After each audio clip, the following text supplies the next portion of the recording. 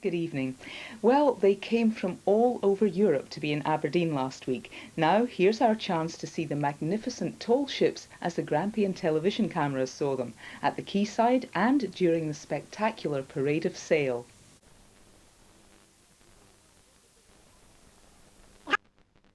Now, and it's crowded as northeast folk in their thousands say happy to meet again to the mariners of the world's friendliest sailing ship race. Yes, hundreds of thousands of people since the 90 majestic ships began arriving in Aberdeen. The organisers say it's worth at least £5 million to the region, or even up to £13 million. Judging from the reception the crews were given a short time ago as they paraded down Union Street, it's much more likely to be the latter.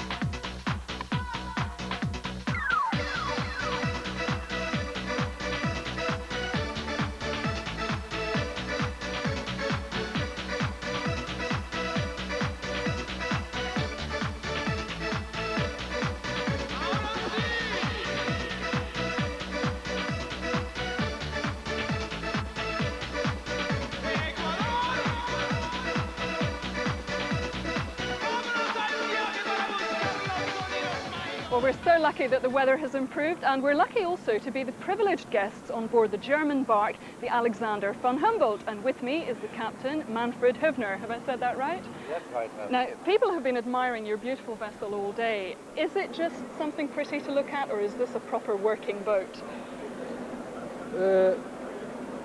What did you say? This is a beautiful vessel to look at. Yes. But what actually goes on here below deck? Below deck we have a lot of trainees and the main crew, but we all together are one crew. Everybody has to work on board the ship. Hard work? Hard work, voluntary work, no pay, only for fun, just for fun. So what sort of work do they have to do here? First, we go up into the rig, setting the sails, keep the ship clean, and have a lot of fun. That is most important. Would you say that most of the young people on board are keen to make a career at sea, or do you think it is something they do for perhaps other reasons?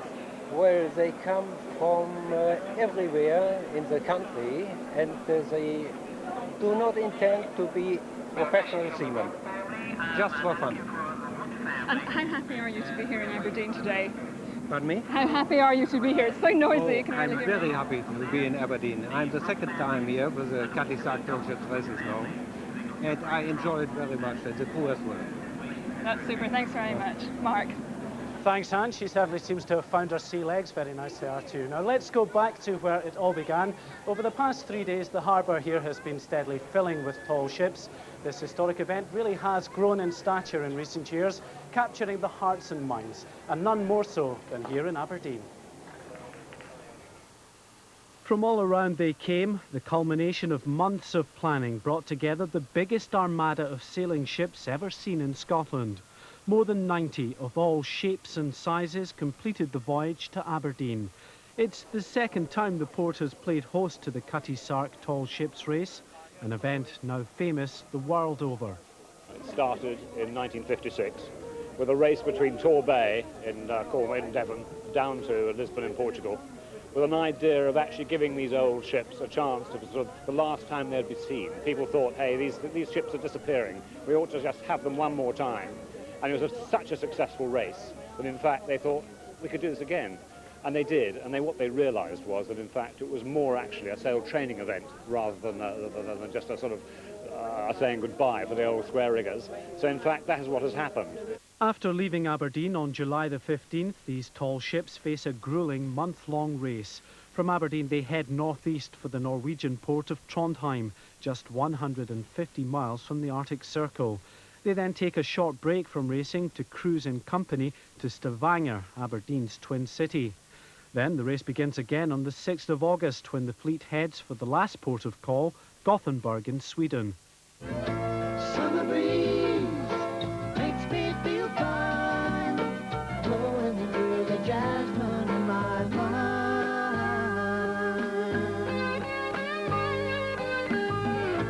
Summer breeze makes me feel fine, blowing through the jasmine in my mind.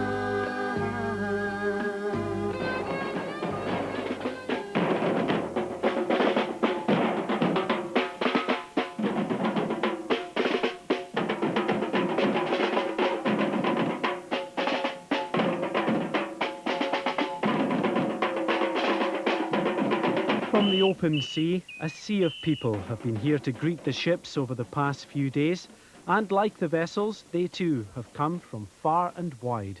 Oh, it's just the variety in the people and that, and it's interesting. It's good coming with this and putting a bit of life into it and that. It's really enjoyable. You know, just wandering around, mixing in the crowd. It's good. Everybody seems to be enjoying themselves. It's a good day. Just a nice atmosphere. What about you? What do you think? I think they're excellent. We've come all the way up from Colchester. Oh, no, dear, that's it. Yes, we're on safari. We're actually doing a bit of hunting for lunch at the moment. What's that? Oh, dear, do you mind? Yeah, lovely, thank you.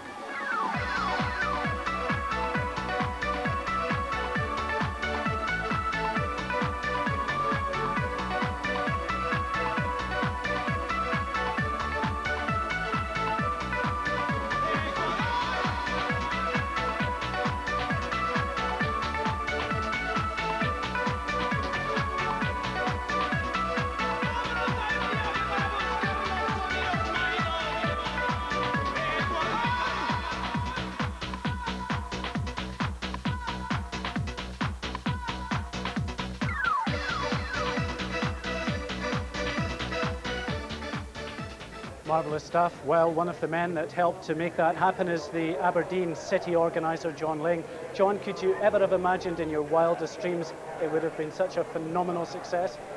I think it's what we hoped for, but perhaps not what we expected, certainly with the weather forecast the week before they came. But, you know, it rained a little this morning and it didn't put people off, and now the sun shines out. It's great. It certainly hasn't. We've got the police out at the moment just shepherding the crowds past because there just is so many.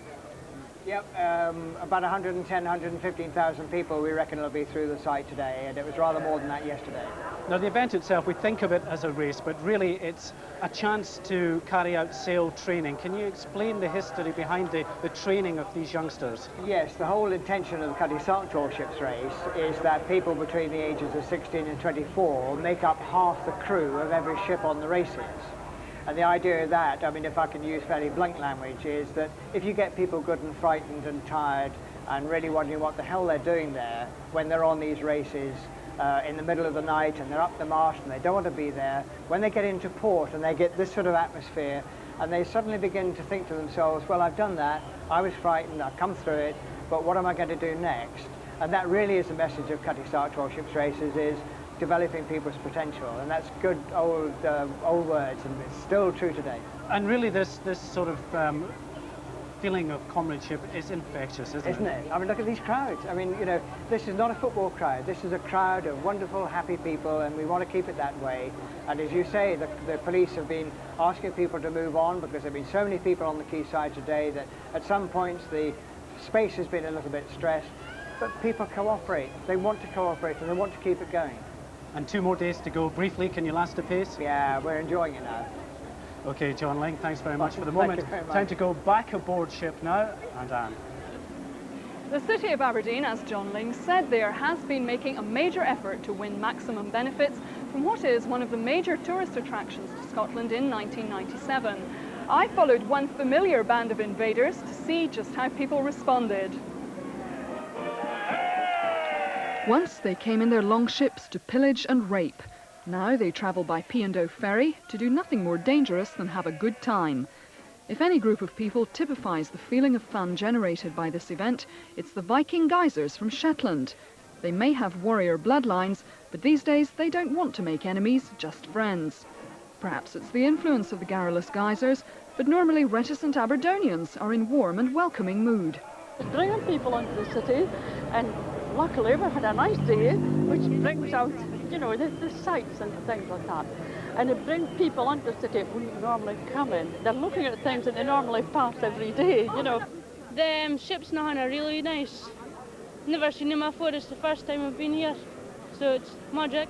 Do you think if you meet any of them in the street, any of the foreign crews that you like to try? Yeah, could be some nice women. Get some foreign birds in it. Yeah. In fact, the waves of tall ship fever are washing through the whole city. Always heaving on a weekend, on this one, Union Street oozes people. At almost every turn, a reminder of why they're all here. And even those people most hard to please, the shopkeepers themselves, seem happy.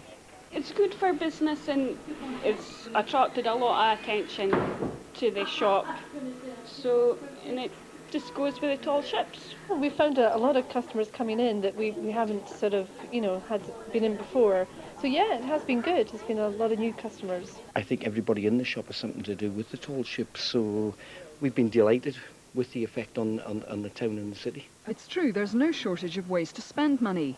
For some of the crews, of course, that's a luxury they can't afford. But they're still generous in their praise of the place. Aberdeen is very, very big harbour, very, very beautiful city. We are the first time in Aberdeen.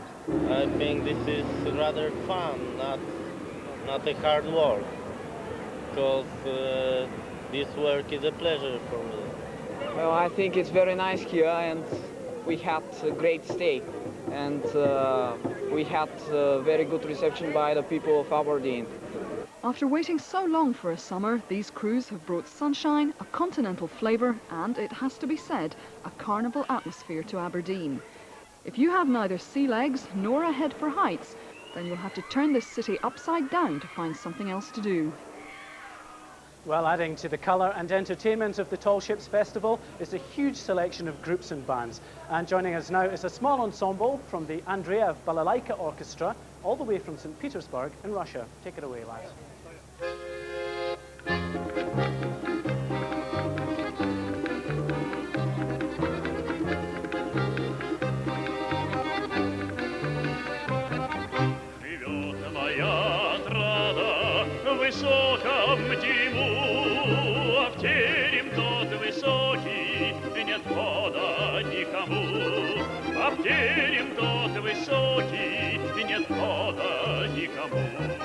Я знаю, красотки, есть сторож у крыльца, никто не загородит дорогу молодца.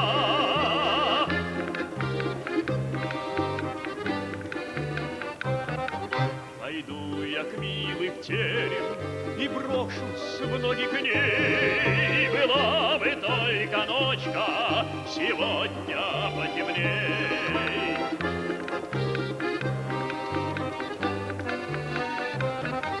Была бы только ночка, да ночка потемней. Была бы только тройка, да тройка порезвей. Была бы только тройка, да тройка порезвей.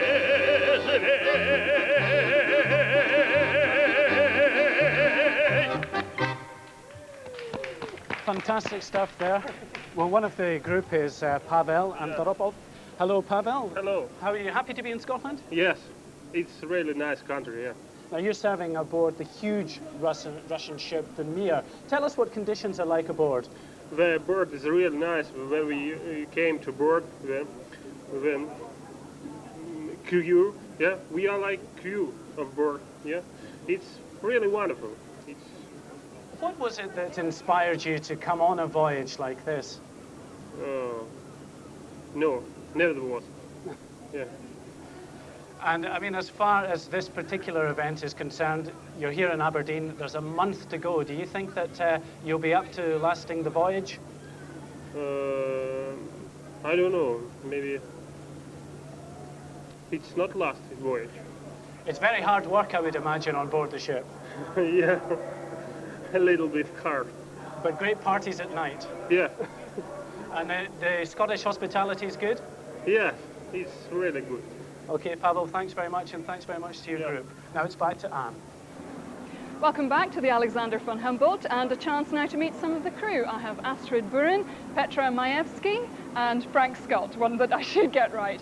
Astrid, if I can ask you first of all, you literally started from the bottom on board the ship and worked your way up. Tell us about that. Well, I started in 1992 at the Columbus race. We started from Malaga over Cadiz, and then we sailed across the sea to America. And I started there as a trainee, and afterward I make a test to get a deck's hand, to become a deck's hand, and now I'm a watch leader. So does the deckhand, does that mean you literally scrub the decks, swab the decks? Well, we also scrub the decks, but not only this. We climb up the mast, and we do rig work, and we do everything that has to be done. Also, we also cook a little bit. We help the cook. Now, you're fairly senior now, aren't you? Tell us what that job involves. Your position is fairly senior now. Not really. We all work together, but actually it's that I give the commands when the sails have got to be set, and well, it's not me anymore who is pulling all the lines. It's now the others. Now, one of the people that would be taking those orders is you, Petra. Tell us why you got involved in this work. Oh, I really like the feeling of team spirit here on the ship. It's really a great feeling. And if we work together, we eat together, we sing together, it's really fun. Petra made it sound like there was a lot of physical, hard, heavy work involved. Is it all that, or is there time for play? No, we are on 8 hours. We work 8 hours a day. And the rest of our time we sit together and play games or singing or something like that. Good. And Frank, if I can turn to you, tell me your title again. I'm the sailing master on board, which means I'm responsible for the manoeuvres, the safety, and that's conduct under sail. And I'm just one of the professional crew. Our job is to provide the safety and qualifications to allow the trainees to enjoy themselves. And the main role is our tool for the trainees. They work the ship. Now, when you think about the numbers of young people who are crowded together on board this boat, when you're at sea particularly, not much chance to get away from one another, how is the atmosphere then? It must get difficult at times. Well, it can do, but part of the object is having, we have 42 trainees and another 17 who are over 25. Part of the whole thing is learning communal living. There's no retiring to watch your own personal TV here. You can't get away from it. You have to learn to live with your fellow man or woman. Now, how much work is actually involved in maintaining a vessel as elaborate as this? A very great deal, and that is done by the crew, including the trainees. So if I can ask you, Petra, did you know a single person when you came on board this ship? No, I didn't know anyone, and I just came here, and now I know the whole crew, and it's great. Now, I want to ask the two girls, have you had a chance at all to go on shore and enjoy yourselves in the city? Not really. I know we have to work here on board because it's too many things here to do on board. But we go from one ship to another ship and have their party and a good time. Good. Have a party tonight for us. Yeah, thank you. Thanks. So, just what is it like to have been part of this great adventure? Craig Wilson joined the sail training ship, the Sir Winston Churchill, to find out. 18-year-old Chloe Morris from Crathes near Bankery begins packing her bags for what she believes will be the biggest adventure of her life. After winning a competition, she's one of only 2 people to be sponsored by the Grampian branch of the Sail Training Association for this year's race. The experience of sailing for a start will be amazing, and I don't know, just really exciting from everything I've heard from people that have been on it before and things. And working, it's just a whole different way of living, because you're actually living on the boat for 3 weeks and you have to eat and sleep and get up at ridiculous times in the morning. She'll be sailing on board the Sir Winston Churchill, one of the association's 2 vessels which are taking part in the race, on the first leg between Aberdeen and Trondheim in Norway, then on to Stavanger. Before anything like this, it would be kind of an elitist, is that the right word thing? Only very few people can afford to go on this sort of thing. and especially young people, because it would all be, you know, expert seamen and stuff all before this, and yeah, so there'll be a lot of young people, and from all over the place as well, to get a chance to. Thursday afternoon, and the crew of the Sir Winston Churchill and her sister ship, the Aberdeen-built Malcolm Miller, assemble at Leith in Edinburgh. They're about to discover what the next 3 weeks on board will entail. It's probably one of the toughest things you'll ever do in your life, yeah? But it's also one of the best things you'll ever do. One of the best. And it's not just me being a good salesman by saying that, because I see the results of this job. At the end of every voyage, we can't get people to go home. They want to stay. We say, go home, please. It doesn't happen by accident, right? It happens if you put the effort in to make it happen. You only get something out if you put something in, and that's your hard work, dedication, and believe you me, you'll have a fantastic time. On the journey from Leith to Aberdeen, the crews get their first opportunity to experience what life aboard a 150 feet long, 3-masted topsail schooner is going to be like, working day and night.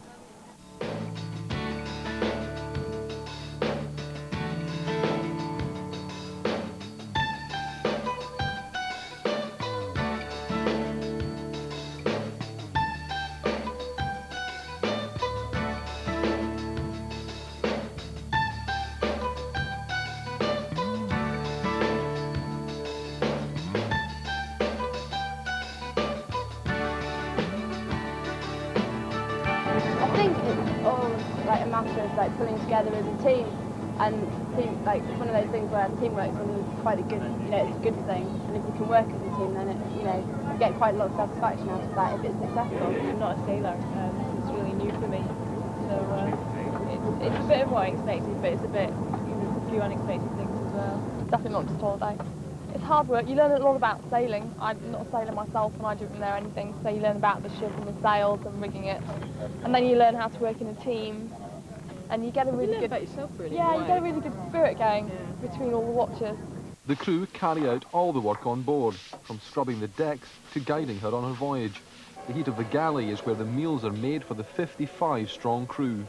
It's been amazing. Working in the galley isn't that bad either. It's the warmest place. The best bit has to be going up the mast. There's little time for rest, but in the calm conditions prior to their arrival in Aberdeen, there is a chance to build up some community spirit. The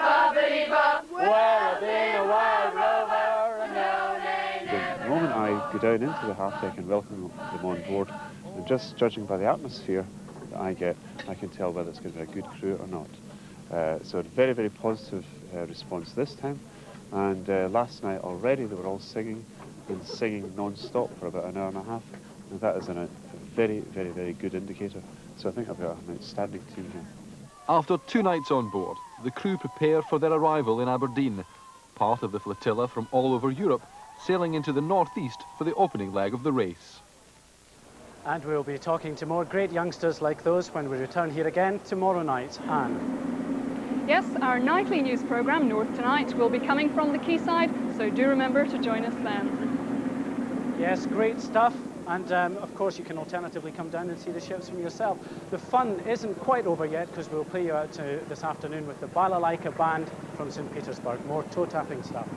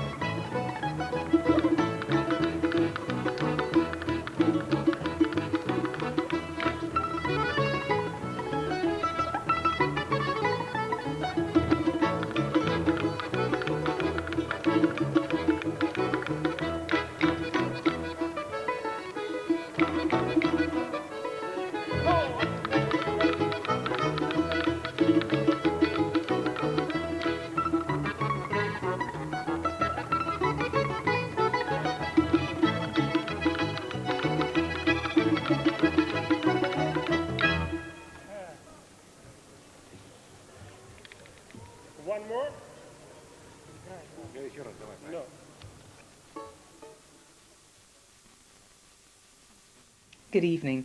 Well, they came from all over Europe to be in Aberdeen last week. Now, here's our chance to see the magnificent tall ships as the Grampian television cameras saw them, at the quayside and during the spectacular parade of sail.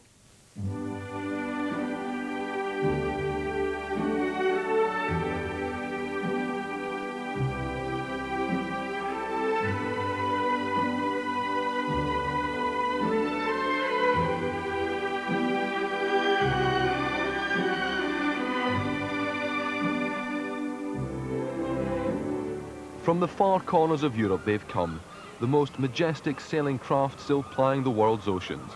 The arrival of around 100 tall ships signalled the start of a multi-million-pound extravaganza.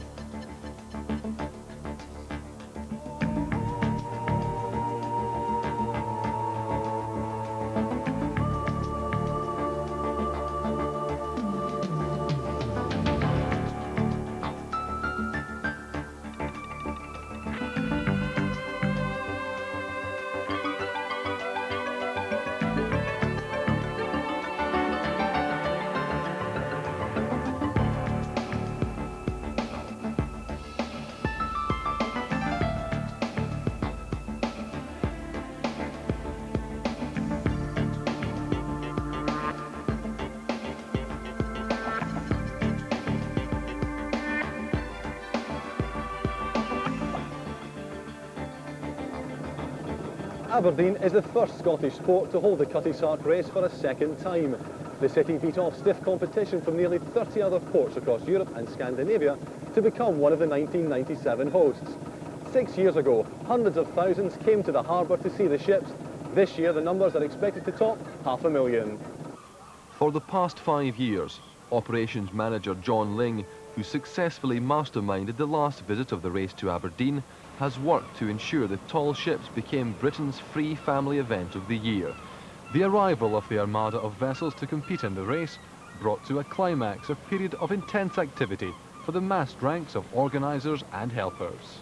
Over a period of something like 18 months, a very small project team and a huge support team out of the city, the police, fire brigade, ambulance, Coast Guard, Sea Cadets, Harbour Board, all those people we've been working towards what's happening now, which is the fruition. So it's a bit like a long distance race, this.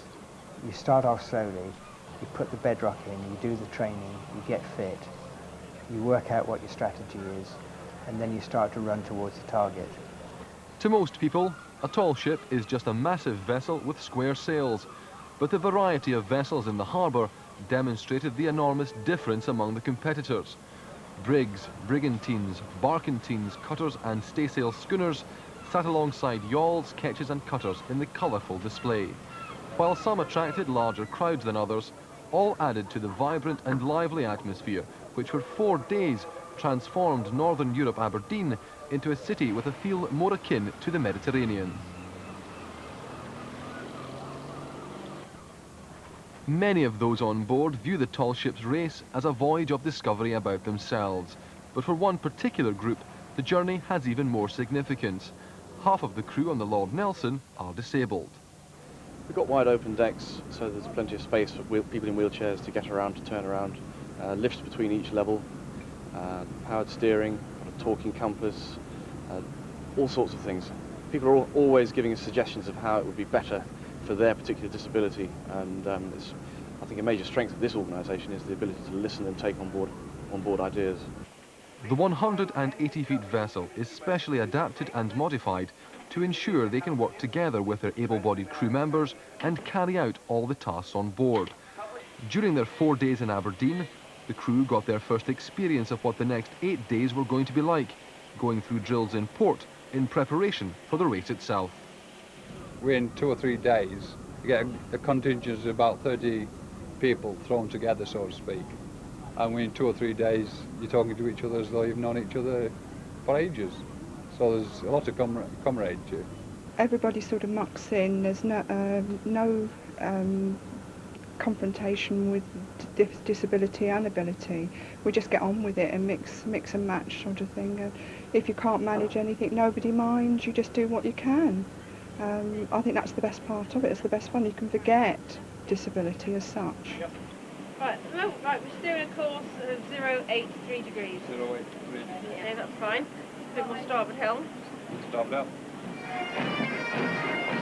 Meanwhile, in the city centre, the marching season was in full flow.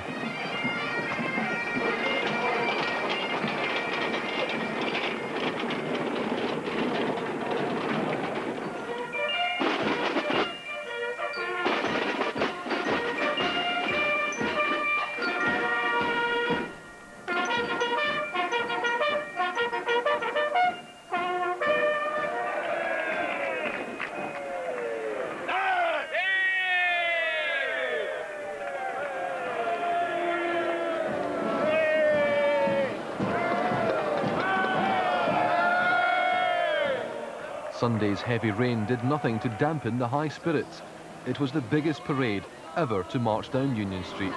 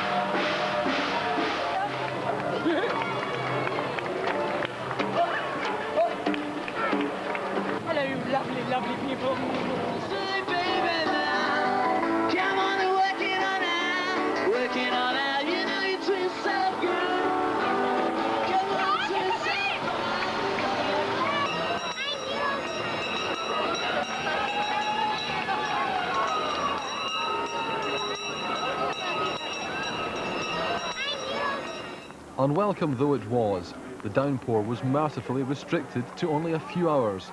The party atmosphere was quickly re-established as soon as the sun broke through.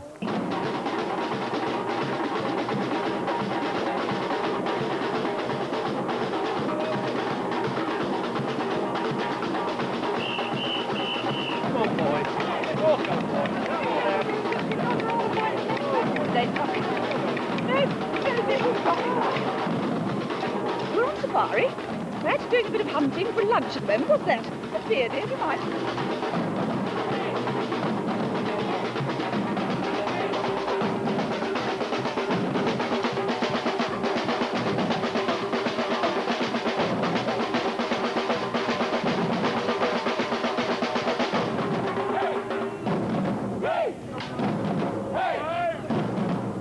It's good coming with us and putting a bit of life into it and that.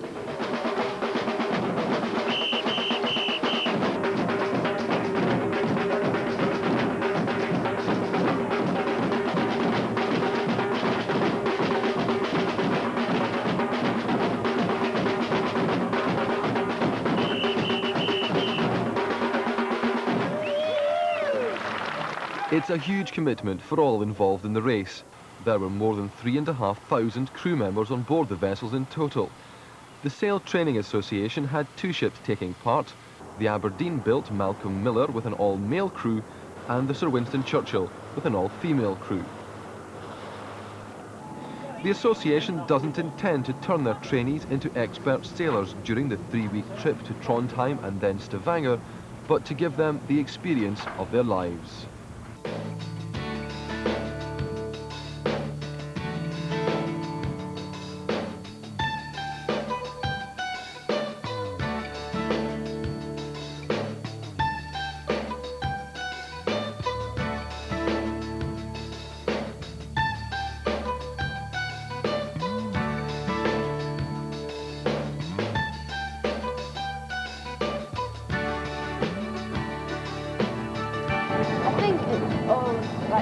like pulling together as a team, and like it's one of those things where teamwork is quite a good, it's a good thing, and if you can work as a team, then you get quite a lot of satisfaction out of that if it's successful. I'm not a sailor, this is really new for me, so it's a bit of what I expected, but it's a few unexpected things as well.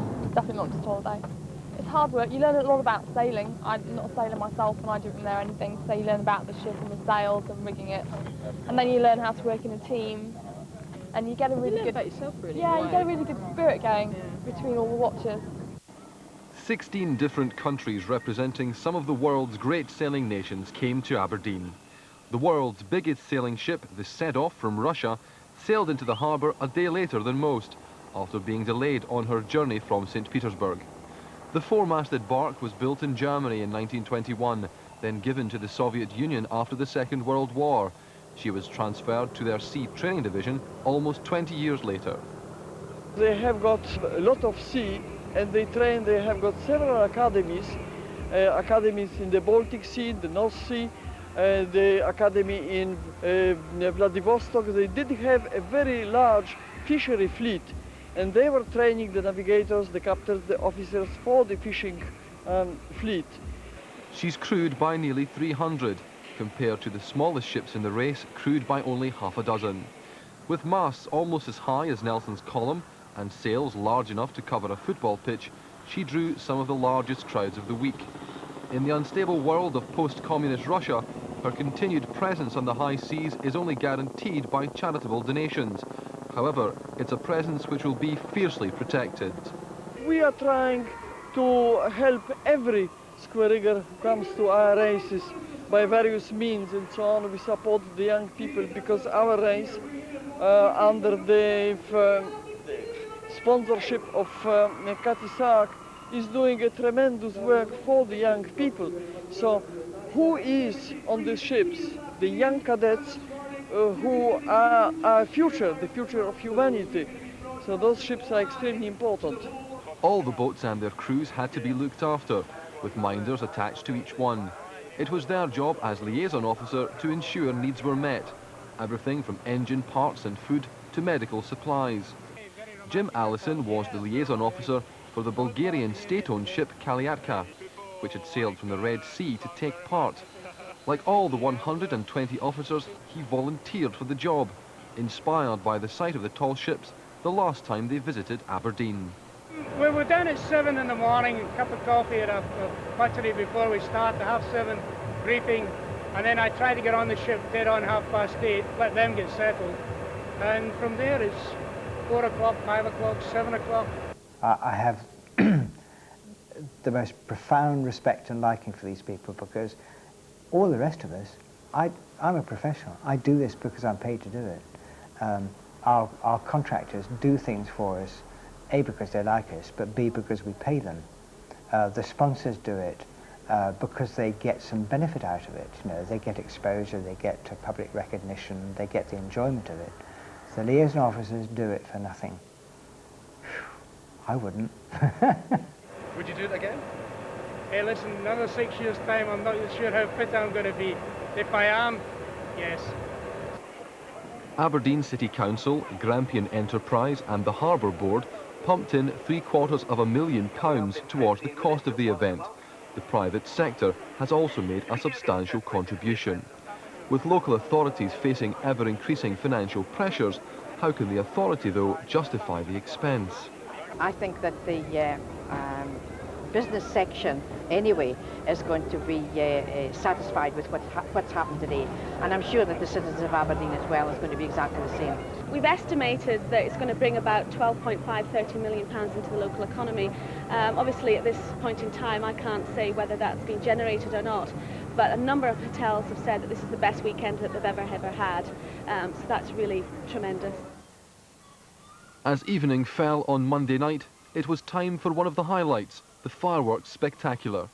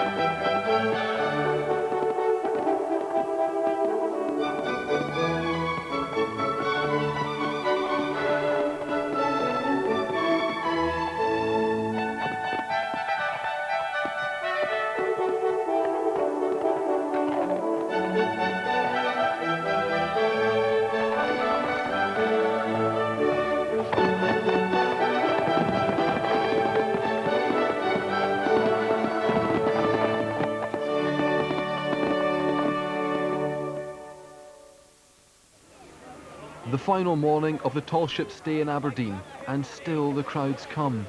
Some of the ships aren't fully crewed, and anyone who wants to get on board and can afford it has only a few hours left to sign up for the trip to Trondheim in Norway. The problem we're in now, we got too many people who are older than 25, and the rules of the STA are that half of the crew has to be younger than 25.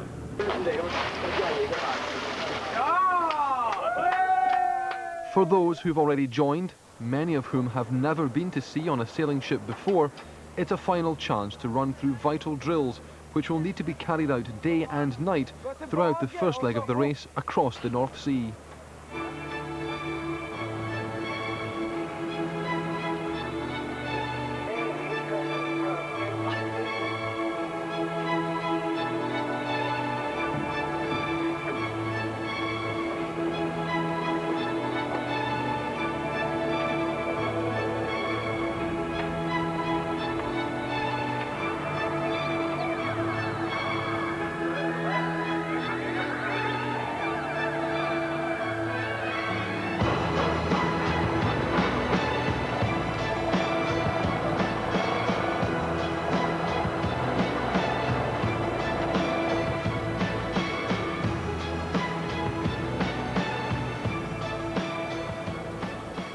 The multinational community which brought so much to the northeast is readying itself. The fun of the last 4 days in port is about to be forgotten. Every crew, professional and amateur, has their own thoughts on how the race will go. We from the Sedov, from Katisar, we must be first, I think. I am from St. Petersburg, and my friends are from St. Petersburg too. We think that our ship and our crew are good for this year. We must be first. I think on a big ship it's some work to do, but it's also fun. I've been sailing several times before on this vessel, and I always come back because it's such an enjoyable experience, and it's so different from everyday life. It has been very fun, actually. It's much to learn about sea and everything, so it's a learning every day.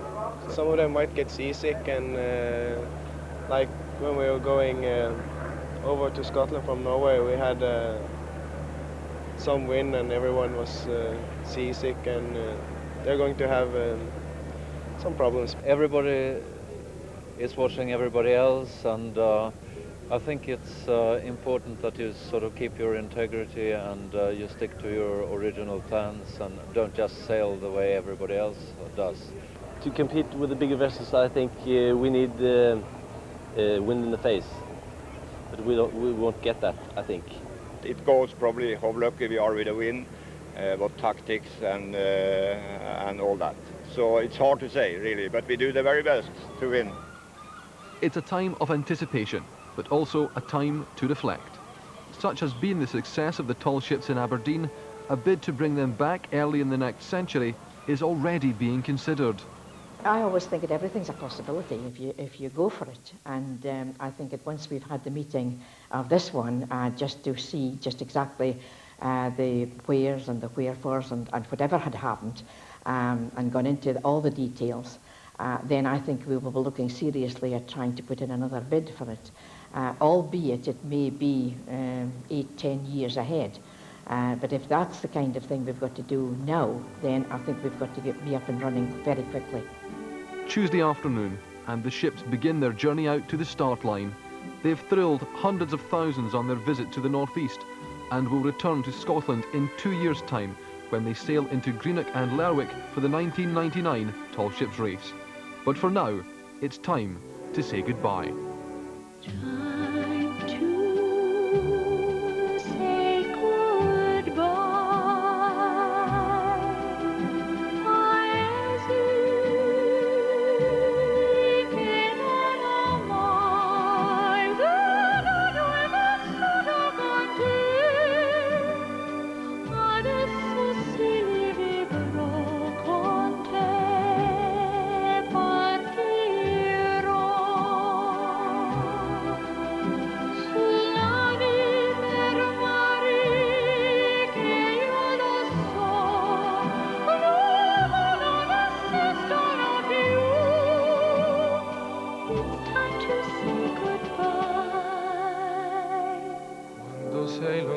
lontana, sogno all'orizzonte, manca le parole.